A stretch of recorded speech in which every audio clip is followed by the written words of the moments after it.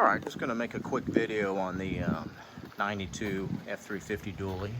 It's got the 7.3 IDI in it with a ATS turbo kit. It's a 5-speed. I did an electric pump, lift pump conversion. And the only reason I'm going to make this video is because there's tons of them on there out there showing you how to do it. It's fairly simple. But what I discovered that was nice was I went onto Amazon and typed in the faucet number there. You see it, 40222. This is a 9 psi to 11.5, and I was looking around on Amazon. The faucet one was, I think, $199, but if you bought one from C Choice, and on the Amazon listing, it did not say faucet anywhere. It just said C Choice, but it looked exactly the same to me, and that was the model number. It was 98 bucks. So I bought it, and look, it comes in, guess what?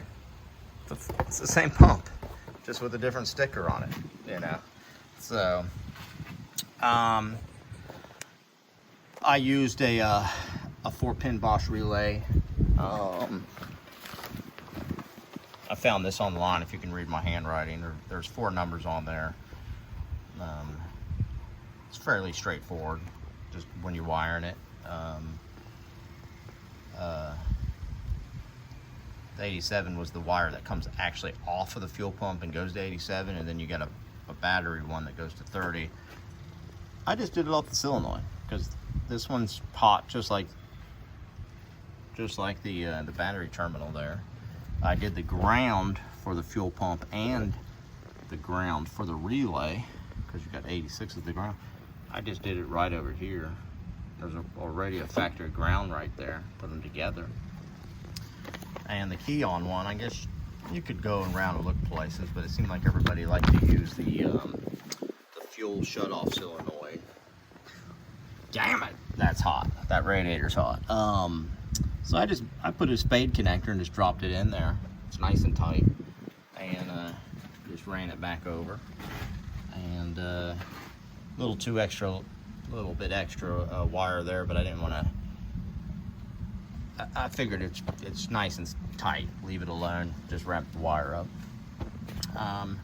Of course, if you're getting the fuel pump, I couldn't find. I was having an issue finding some of these fittings and stuff, and I didn't want to just keep on piecing stuff together. Originally, I thought that I was going to be able to just put the fuel pump right there on that piece of fender, but when the hood shuts, guess what? It takes up all that room. So this is just an $8 generic bracket at Ace Hardware or True Value Hardware, wherever, and I was able to use 3 of the holes already. This one I used my riv nut tool to put in there, so I could put a bolt in there in case I need to take it out. And had to use one of the holes in the bracket, just drilled another one. Yeah, straightforward stuff, you know. And so yes, I left the mechanical fuel pump on there for right now with the line, and I'm gonna see how it does. If this lift pump dies, it'd be nice on there. Plus, I'm waiting for the block off plate, which is just a big block 454 Chevy block off plate. I don't have that yet, so I figured, just leave it alone like this. It's not gonna hurt nothing. All it's gonna do is just suck air, push air out. I know if the arm broke, it would do major damage, but that would be the case if you were using it anyways. So it runs great on the front tank. The reverse tank, I switched it back to the reverse tank. I got something going on in the reverse tank. I got something clogged in there, or the pickup tube is doing something, or there's a hole. Because when I put it on the reverse tank, this fuel just drops to nothing and then shoots back up. But then it dies about half a mile down the road, and there'll be no air, no fuel in that fuel filter whatsoever.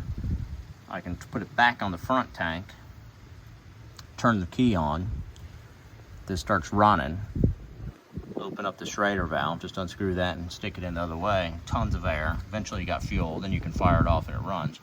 Then we're fine. So I'm good on the front tank. I don't know what's going on in the back tank. I guess I'm gonna have to drop the back tank The lines look good, but I guess one of them could have a pinhole, or maybe it's collapsing. They are the original lines, and it's 30 years old. So, I will say there's some differing opinions on the forums about which PSI to use. Some people want to use the 4 to 7. I figured, let's bump it up a little bit, because by the time it gets through the fuel filter, you're going to be losing some of that pressure anyways, I'd imagine. And it seemed like there's just as many people using these without any issue.